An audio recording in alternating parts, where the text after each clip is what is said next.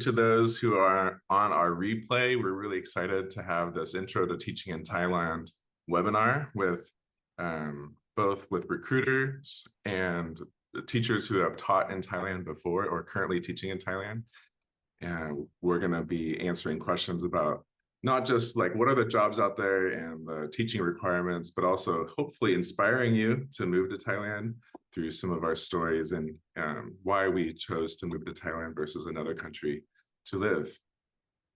I grew up in California, and 2 months after I was married to Rachel, we moved to China. We lived there till 2019, and I've been on staff with that university since that time, since 2008.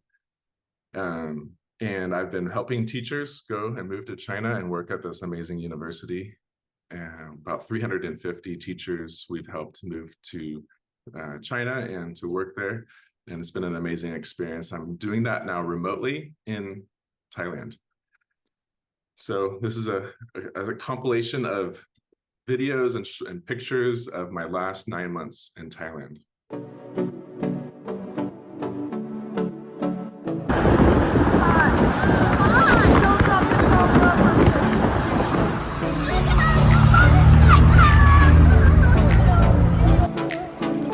This is where we ate today. Buy some rice fields.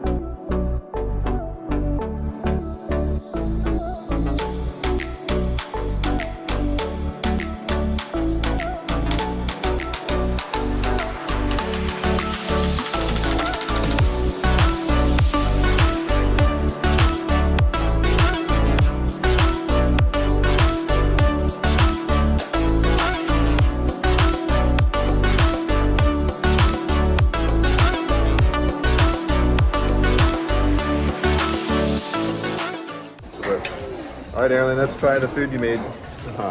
What's this called? Pad See You. Pad See You by Chef Erin. And you. Ahoy.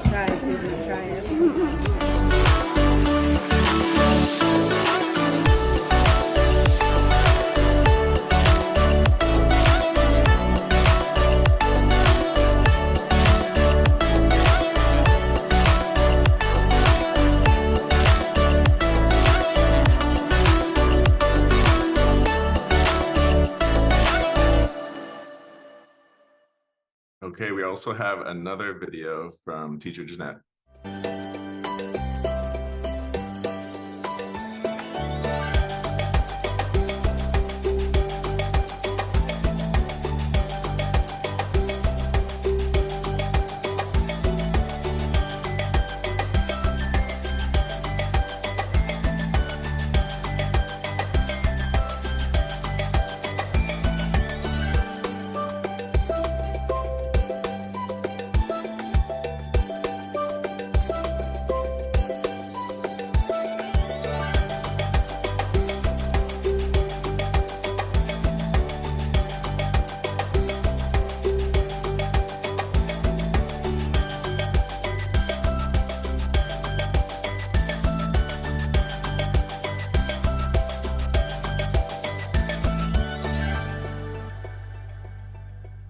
Thank you, Jeanette, for showing those pictures with us.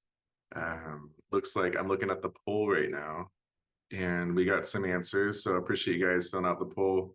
We have first question, how many times have you been or visited Thailand? And the first response, it looks like half of you have not been yet. So that's interesting. A couple of you said once. One of you said you have lived there before. Second question, have you taught outside of your home country before? And we got 4 out of 8 of you saying, no, you have not yet. So a couple of you have taught for at least 2 to 3 years, and one of you for more than 7 years.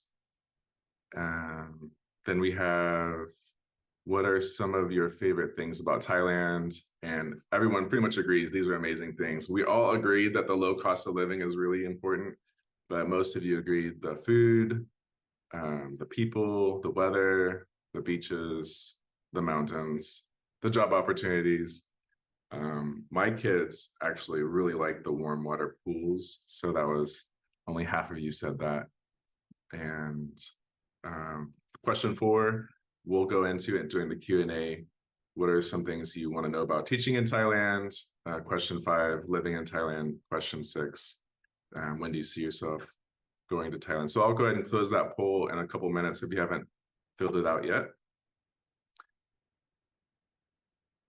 Problems abroad are pretty common. So you want to be able to not have a poor choice in choosing where to work. And so if you filter out like the bad schools, bad cities, and a lot of that takes time, like building trust, looking at reviews, interviewing current teachers, having a trust for the administration. But I think one of the keys to understanding what your experience will be like when you start at a new school is to, if you can visit the school, that's really helpful. If you can interview current teachers, and if you can ask questions like, what's your retention rate? How long do your teachers usually stay? So when you look at their teacher profiles, if you see that the teachers are staying there for more than 3 years, that's a really, really good school. So most people who teach abroad aren't going to want to stay for much more than 3 or 4 years. So when I was looking at some of the school history for the ambassador group, they have a really long list of teachers that have stayed there for more than 3 or 4 years. You want to make sure that you come on the right visa. Don't come on a tourist visa thinking that they will someday switch you to a correct working visa. You want to be on a bilingual contract if possible, preferably in English. So when I present this to our people coming to China, there's just so much confusion when people arrive at a new young school that have never hired an international teacher before. And partly it's because the contracts aren't fully understood and aren't written for an expat audience. And then our flights are reimbursed. If not, you need to save for that. There's some schools that are young and small or nonprofit focused, and they don't have funding to help you with salary, but they will pay for your flights. So you have to learn about all the benefits packages as well. So some schools require that you have to raise money. Others, you don't have to raise a dime. There's arrival uncertainties. You want to make sure that you know that who's going to pick you up at the airport. Is your housing prepared? Do you have lesson plans, or do you have to get there early enough to learn about what the curriculum needs are and write your own lesson plans? Will there be orientation? Who's going to set up your bank account? Who's going to take you to the visa office? Those type of questions are really important to ask. Some of those you want to ask before you sign a contract. Are there other colleagues or mentor teachers in place to help you if you have questions? What type of community might you have for during your free time? Who are you going to hang out with? Who's your tribe? Is there a faith community? What is the vision of the school? What's the purpose? Is it really to make money? Is that the main purpose? Or is it for education? Is it to make a difference in the world? So discerning that is really important as well. Do the schools have a place where people can do online reviews? So if you go to Indeed.com or Glassdoor.com, is that school there, and have teachers given their feedback? And then go ahead and read through that feedback. That's really important as well. So the normal timeline for moving abroad, if you're going to start in the fall, August or September, you want to be applying as early as December, even November the year before. And then interviews are going to end sometime in May. So if you don't have your passport with at least 2 years expiration date on that passport, you want to work on that right now. Like April, May is the time to get that figured out. May 15 is oftentimes the deadline that they communicate to have your application in by, and then interviews are going all the way into June. Some schools will keep bumping that deadline out. That's what we did at our school. Deadline is March 15, and then March 15 comes and goes. The deadline is April 1st. So keep that in mind. The deadline may change. Earlier you apply, the better choice of class or subject you get. So they will be sending out offer letters for a specific grade or type of class, and they want to like get you into a contract and move on to the next teacher to interview and have apply. So the earlier you apply, the more likely you'll get the class that you want. So today we're going to be talking about a few different schools in 3 different areas of Thailand, all the way to the top, way down to almost the very bottom of Thailand. And that's helpful to learn about the geography. What do you like about the region? What's the elevation? What's the weather like? Is there a smoky season? Is it close to a beach, if that's important to you? So these are different schools that give you a variety of weather and location options. For those that don't have great experience being in Thailand, this is the map. All the way to the top is Masai, Chiang Rai, and then if you see the red circle blue suitcase, that's Chiang Mai, and then all the way down is Chumphon. So that's almost the bottom of Thailand. Demographic wise, the further out from Bangkok or Chiang Mai, the more villages you will see. The further west you go, the more you'll see villages that might be tribes from Myanmar. And the further northeast you go, you might be more like people groups from Laos, and the same with Cambodia on the southeast. If you go way south in Thailand, you'll notice a lot more mosques. If you do a search on Google Maps for mosques, you'll see them pop up quite a bit in the south.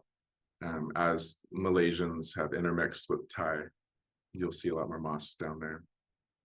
So this is one of the drives I've done from Chiang Mai down to Chumphon area. It takes a few days. You stop in Bangkok or Tak, and then you keep going. But it's really a nice drive. The roads are really well done. So it's not a hilly drive, and it's not small roads, and a lot of passing lanes. So the first school I want to introduce you to is one in the top in Masai. It's a middle school that is going to be in their year 1. So I want to give you a quick overview of that school first. So this is the view of Gainesville International School, Chingrai Military Academy. And look at those mountains.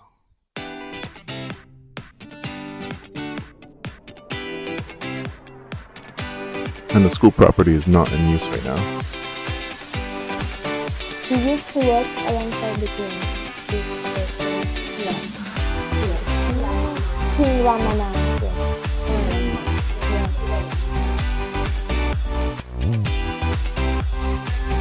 In the classroom have how many people? 30 students in one classroom. 70. This is the computer room. 17 classes. And this will be the library room. It has 17 classrooms, and each classroom has about 30 students in each. This is the meeting room, assembly room. This is the common zone where the students come rest, play, and hear. And that's about 30 dormitory room here. And it looks the same. Mostly they will only have 2 beds. Mostly they have just only 2 beds, but we can adjust it how we want it. And they will only give us 2. What do you call this again? Cabinet, wardroom, just 2 in each room. This will be the shower room, and it's separately from the toilet where you can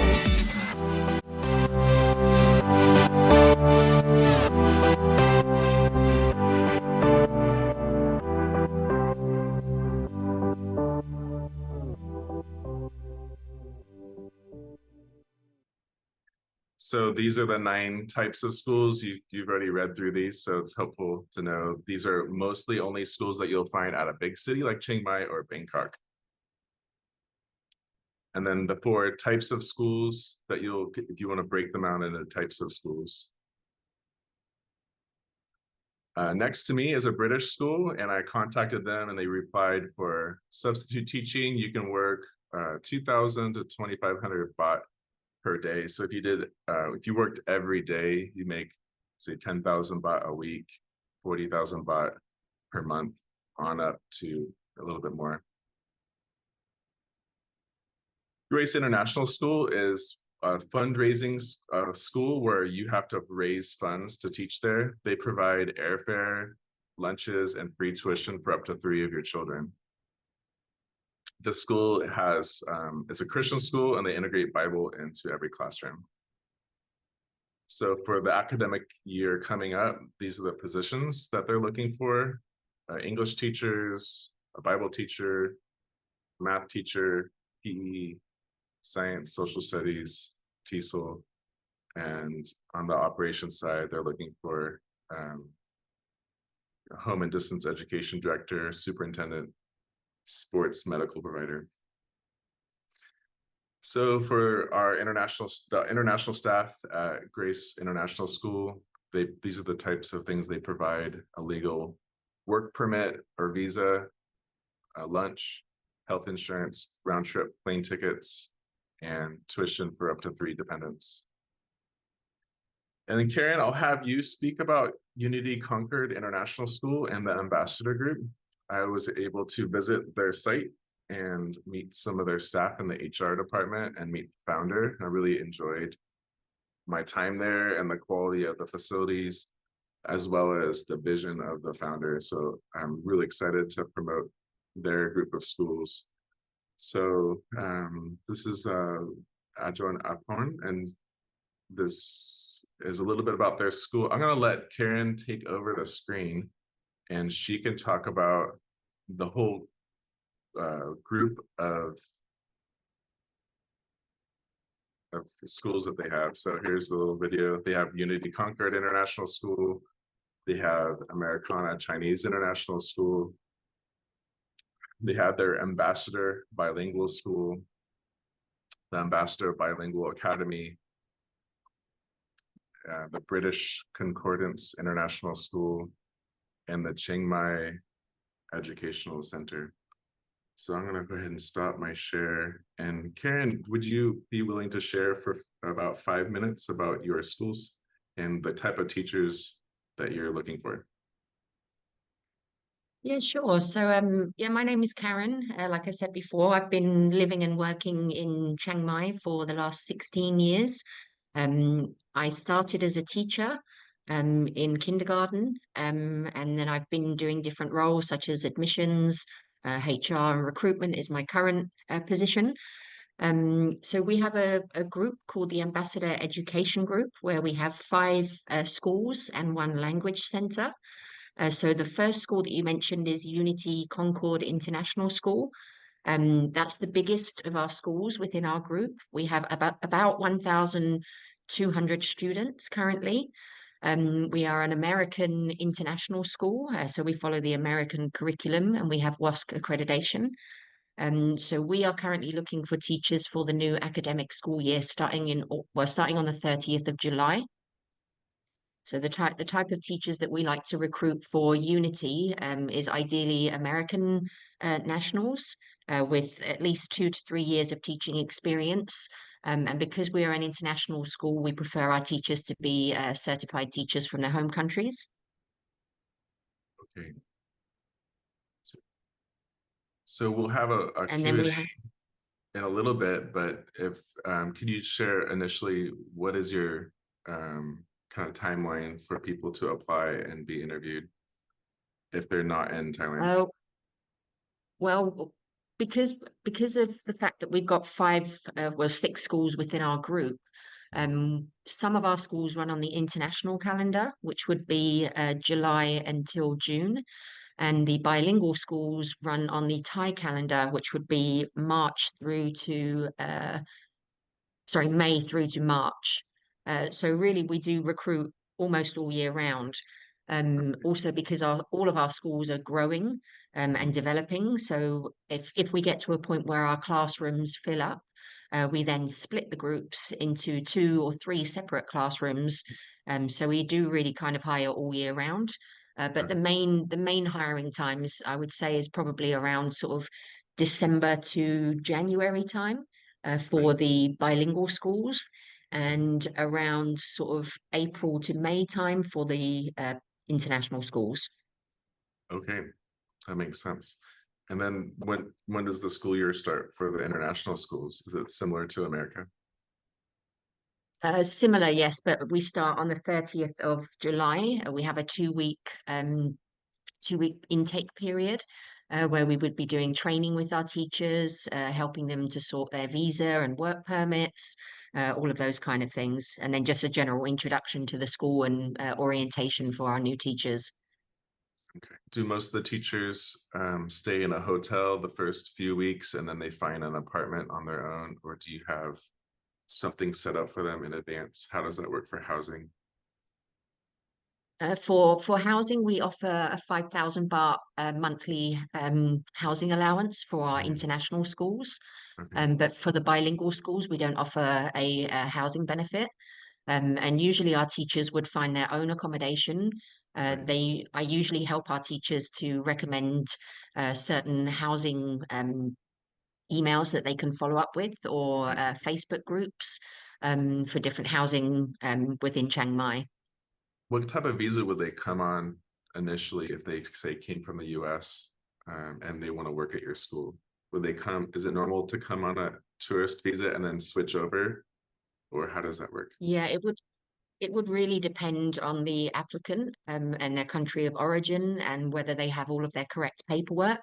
Right. We usually would need the degree and the transcript certified from their home country. Usually, if we can get that done with plenty of time to spare, then teachers can apply for the visa from their home country, and then just extend their visa when they get to Chiang Mai.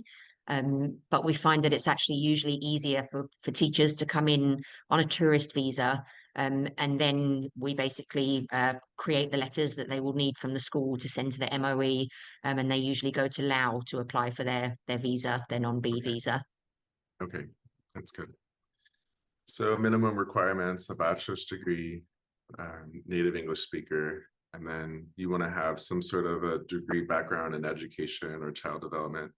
But you don't need a credentialed teacher, or is it just something you prefer but you don't require? We do for our international schools. We prefer to have teachers with a background in education.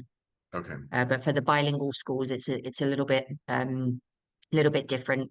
As long as we accept someone that has a minimum of a degree, and ideally a degree within the subject that they're teaching, so either Right. math or science or English.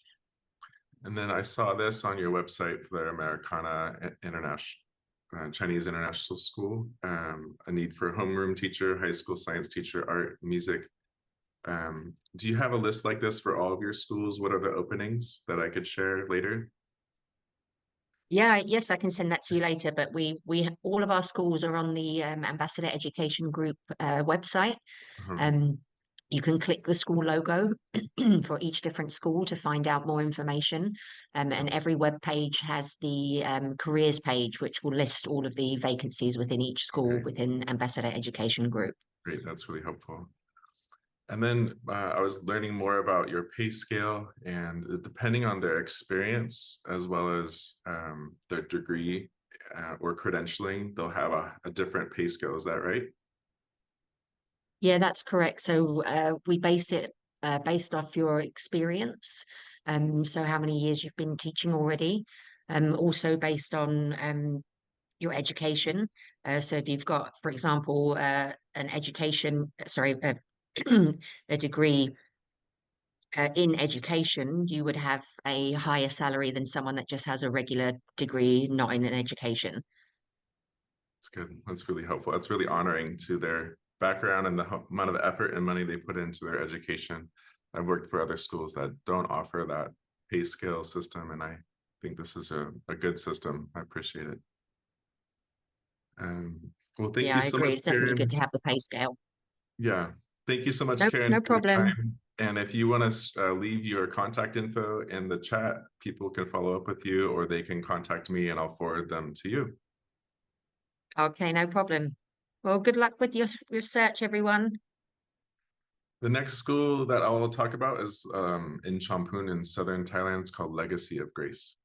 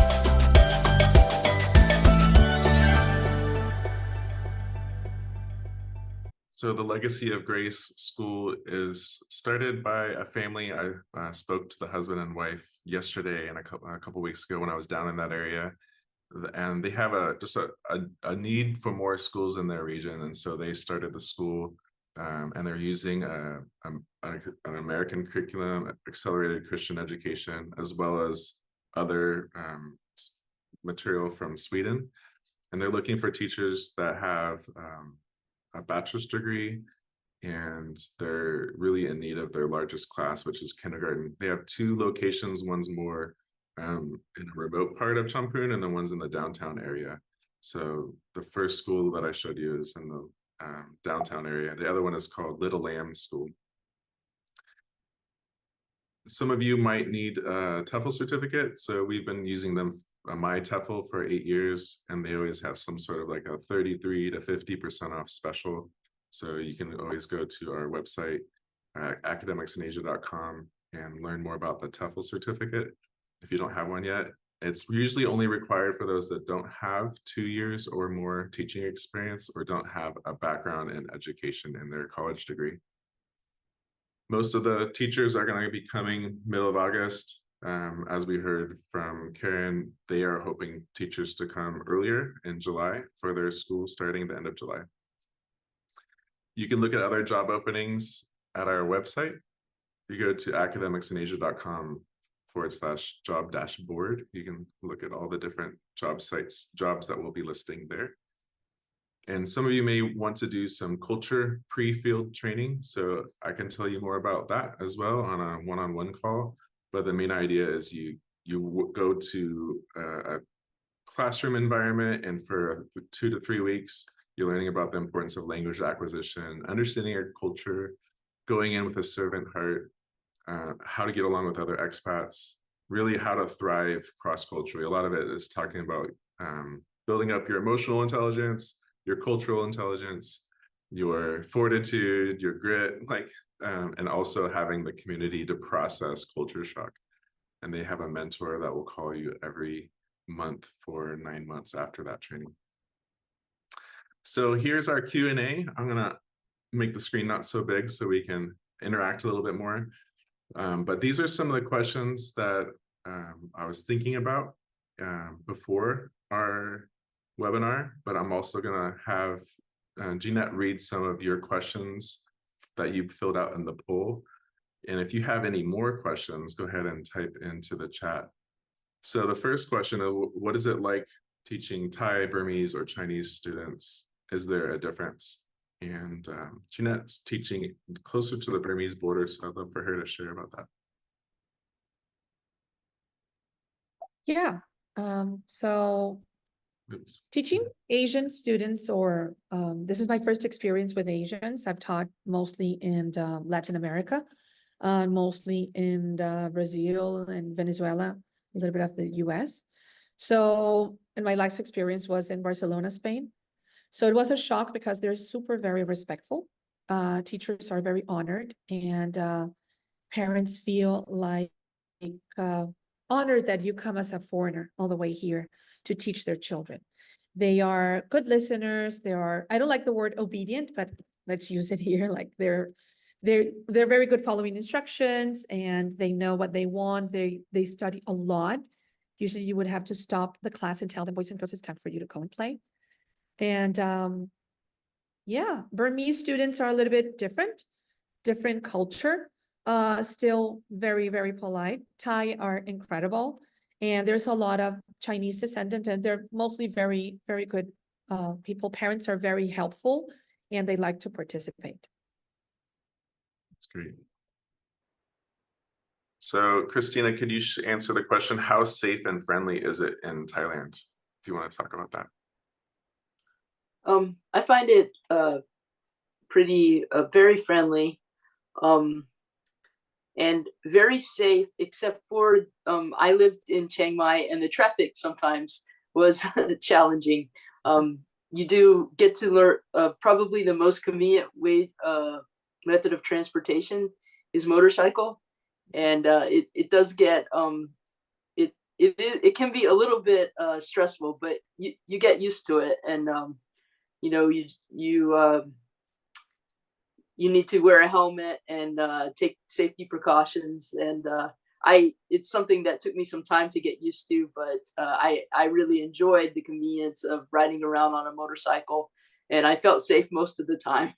And I definitely didn't feel threatened by anything like violent crime or anything like that. I guess another safety concern sometimes is there's a lot of dogs running around.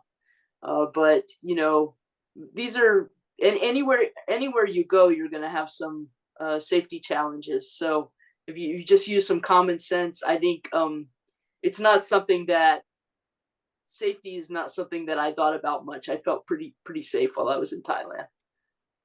Good. Yeah. Some schools have policies, like I think Grace International School, if you go through some Christian organizations will say, we don't want you to buy a motorcycle. Like we've seen too many accidents, so buy a car, it's safer. You have a steel box protecting you. I've even heard of like companies like IBM, when you move overseas for the first 2 years, don't get a driver's license. So they just have like insurance policies or best practices.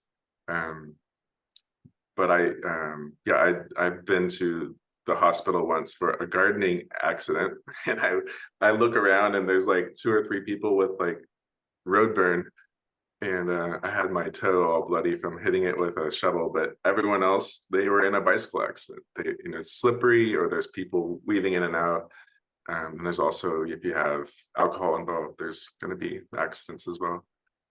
So just stay within your comfort zone and you'll be safe. That's kind of my rule of thumb. I know that Jeanette has to go teach a class soon, so I'm going to just give her the podium for just more advice. What advice would you like to give to someone considering teaching in Thailand? Yeah, so as I said, this is my first time teaching in Thailand, in Asia in general. I need to say it's surprisingly amazing. You do need to consider there's a cultural shock for sure, and it depends from where you come from.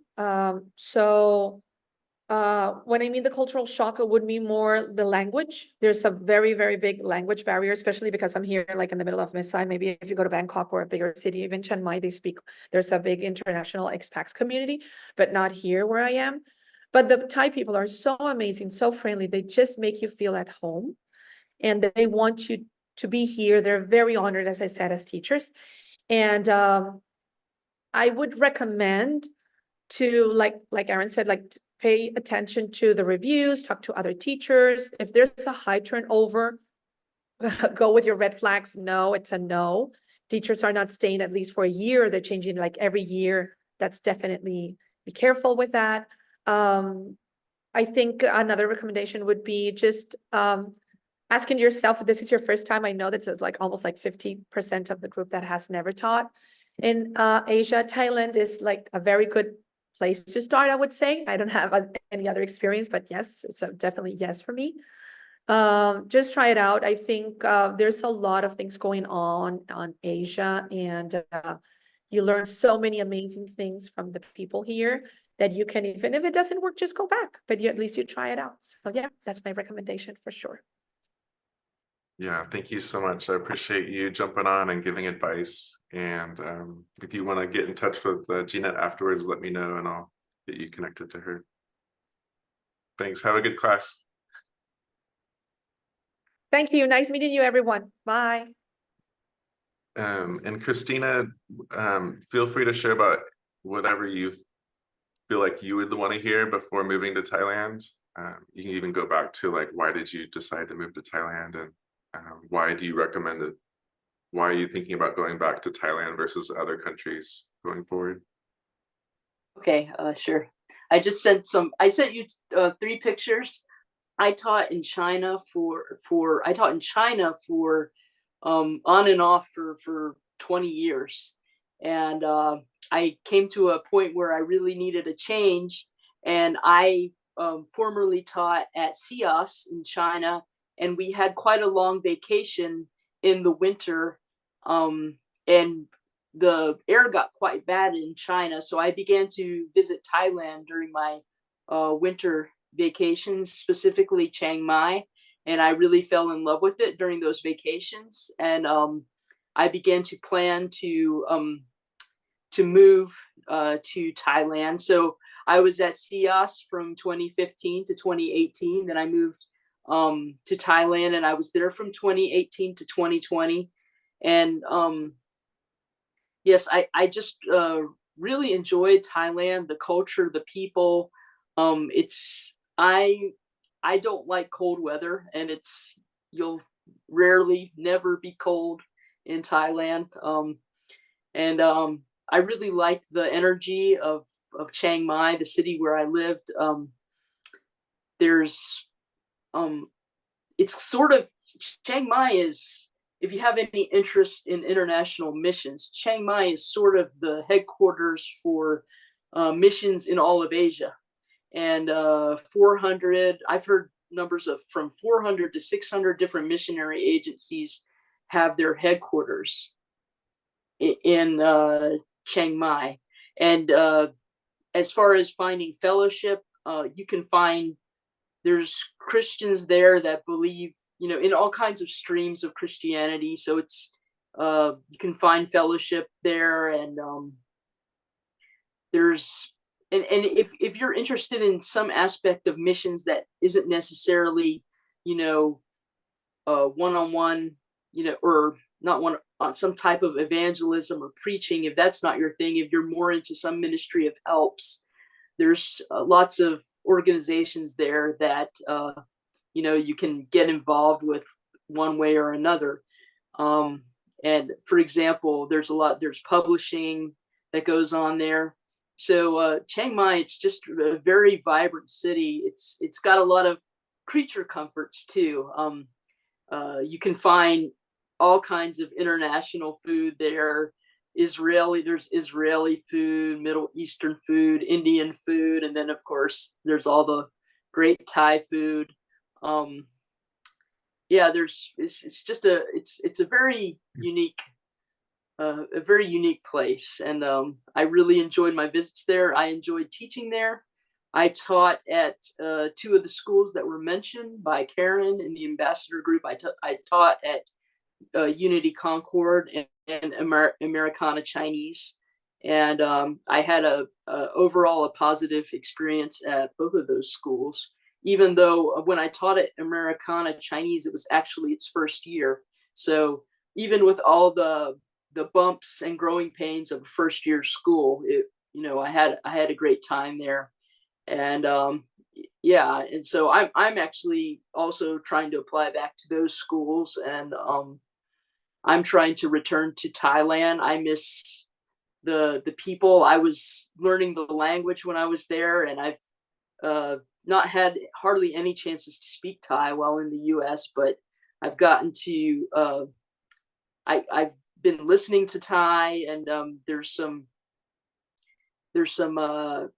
a station called Comprehensible Thai on YouTube that I've been listening to, and just really excited about the possibility of going back in the near future. I'd also say that the housing thing, that the housing, I think there's so many options, inexpensive options, particularly in Chiang Mai. There's even a Facebook group for housing under 10,000 baht per month, and 10,000 baht is about 270 US dollars, and you can get it. They have everything from like condos with a swimming pool if you're a single teacher, to 3-bedroom, 4-bedroom, family houses. There's, I think for 10,000 you can find a 3-bedroom family house for 10,000 baht a month or less. You might not be right in the city, but there's really just I think it's a very friendly city for foreigners for adjusting. When I was at CIOS, they talked about the soft landing, and I experienced the same thing in Chiang Mai. It's a soft landing for foreigners. And I'm sorry, I went all over the place right then, but if there's anything specifically you want to answer, answer, I'd be happy to. No, that was my follow-up question, because that I was thinking about that talking to Karen about housing. So maybe how long, if you were to say report on August 1st to work, how long should you arrive beforehand to find housing? How long do you think it would take to secure a rental? Or can you do that? Oh, you can do that in days, in a week, in rentals. I would definitely look on Facebook for those options, and you kind of want to look at your map, get out Google Maps, see what school you're going to be teaching at, and kind of look at the different, kind of find some place that you can if you ride a motorcycle, you can a lot of places in the city you can be in 15 to 20 minutes. So you really have a lot of options. And also it's very easy to rent the motorcycle. You can rent a motorcycle. I rented one. I never bought one. I rented one for about 66 US dollars per month. And you don't need your license yet when you first get it. Like I never ridden a motorcycle in my life. And it was the added challenge of you're riding on the left side of the road. For an American, that's a change. And I rented, when I first got there, I used Grab, which I don't know if they still have it, because it's been about 4 years for me, but it's like Uber.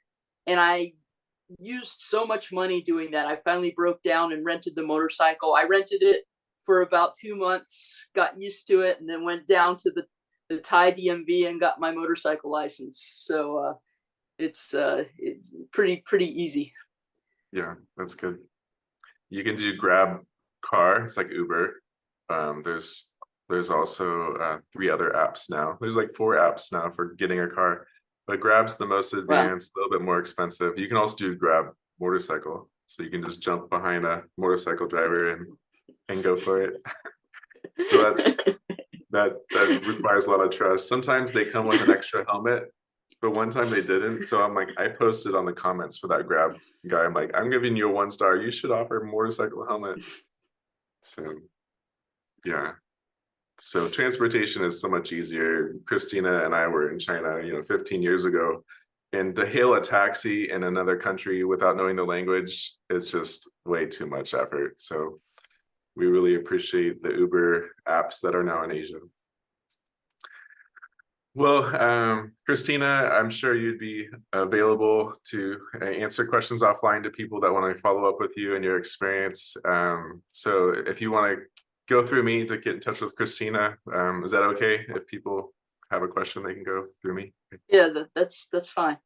But I appreciate everyone that joined us for this call, and there's so much to learn. I'm still learning. I'm sure I'll uncover another dozen school opportunities for people. So if you have a specific type of topic you want to teach, or grade, age group, or city, let me know and see what I can do in finding a school for you. Thank you for joining, and I've got quite a bit of editing to do to fix this before it goes on live, but I appreciate you all for coming. Thank you, Christina, for joining and giving your advice. Have a good night. Thanks for staying up late. Good to see you, Christina. Same here.